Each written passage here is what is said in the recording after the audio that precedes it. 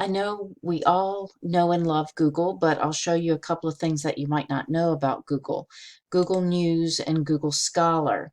So Google News is useful to search. You can just search for a topic like Elliot Erwitt, and you find lots of recent news articles about that. As you look, I'm not quite sure what the coverage is anymore of Google News. You used to be able to define what time period you wanted, but remember, if you're looking for something that occurred in the 1950s, we have other news sources in the library databases under N for news.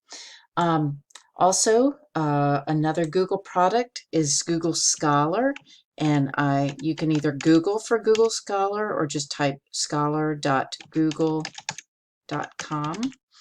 And I like to use Google Scholar because Google understands your natural language.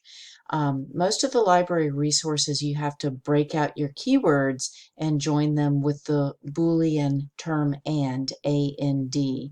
And with Google Scholar, you can use some phrase searching, so it's a little bit more natural. You have to connect it first with the library resources, because otherwise you're going to come to a publisher website and they're going to want to charge you for an article. And as students, you already have access to these articles.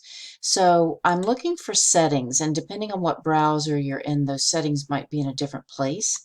But look for settings, go to settings, look for library links.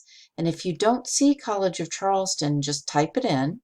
And then once it appears, select it and click Save.